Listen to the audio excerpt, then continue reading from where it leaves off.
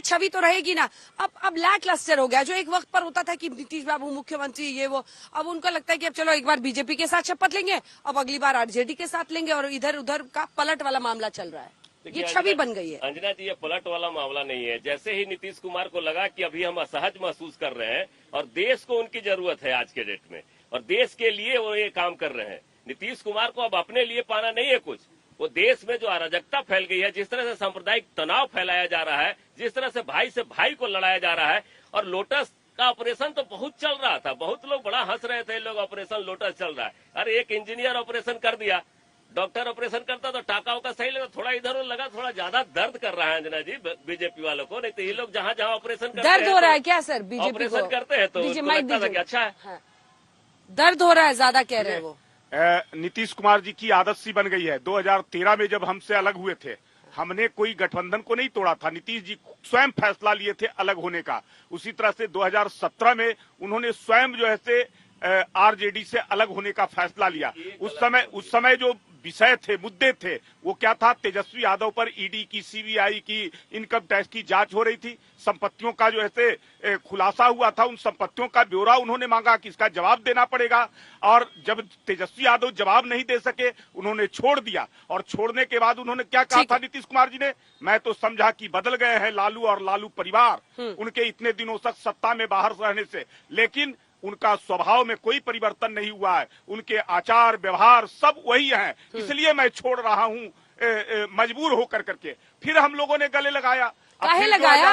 2020 में बिहार की भलाई के लिए हम लोगों ने लगाया, बिहार के विकास के लिए लगाया। चलिए चलते सुजीत झा के पास।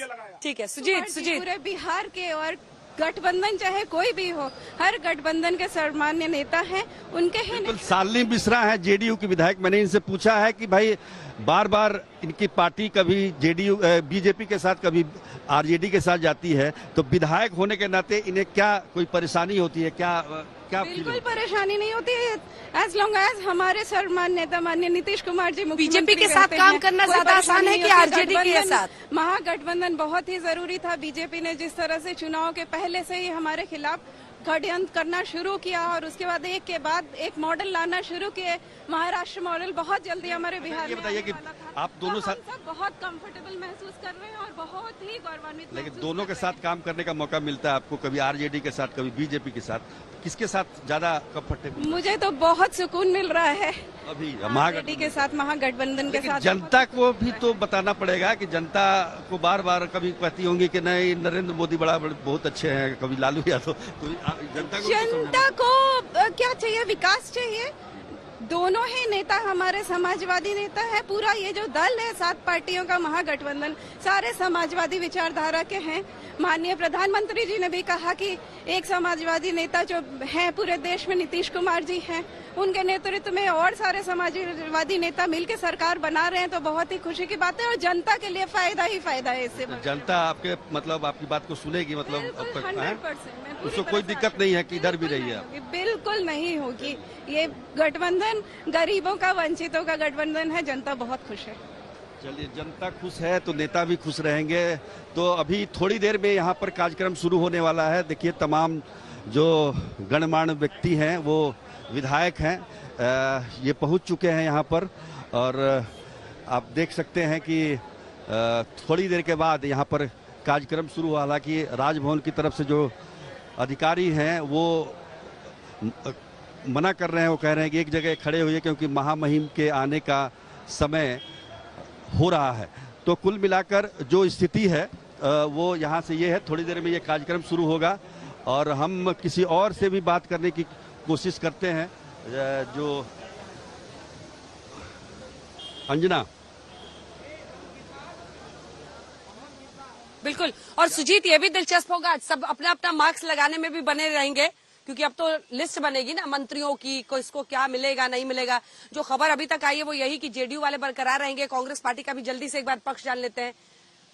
क्यों सर? ये तो कह रहे कि इंजीनियर ने ये पूरा ऑपरेशन किया है, लेकिन कांग्रेस पार्टी श्रेय लेना चाह रही है कि हमने महाराष्ट्र का बदला ले लिया बिहार में। देखिए, सवाल बदला का नहीं है। हाँ। नीतीश कुमार जी के पास 2 बड़े चुनौती थे। एक, जो देश में नए लोकतंत्र की लड़ाई चल रहा है, एक लोकतंत्र बचाने की, एक लोकतंत्र खत्म करने की, उस बीच उनके लिए कुर्सी बचाने से। लेकिन राहुल जी का क्या होगा अगर नीतीश कुमार अगले प्रधानमंत्री के उम्मीदवार बनेंगे तो? मैं वही आ रहा हूँ, पहले तो देश बचे, देश का लोकतंत्र बचा, और नीतीश जी की चर्चा हम तब करते हैं जब नीतीश जी के लिए सबसे बड़ी चुनौती उनको कुर्सी बचाने से ज्यादा उनके दल को बचाए रखना था। जिस प्रकार से उनके दल को तोड़ने का प्रयास उन्हीं के लोगों द्वारा किया जा रहा था, आरसीपी सिंह को आगे करके उन्हीं के मंत्री को आगे करके किया जा रहा था। उम्मीदवारी पर बोलिए, उम्मीदवारी बाद में जाएंगे, पहले तो कह रहे राज्य बचे, देश बचे। जेडीयू वाले बार बार कह रहे पीएम बनेंगे, तो राहुल जी का क्या होगा? उस पर बाद की बात होगी। अभी तो ये है कि नीतीश कुमार को जिस प्रकार से उनके साथ रह के उनके दल को खत्म करने का प्रयास भारतीय जनता पार्टी कर रही थी, तो अभी से आप लोग की फूट दिख रही है, ये आप ही को जवाब दे रहे हैं, क्योंकि कोई गुड़ नहीं है नीतीश कुमार की चीटियां खा जाए उनको,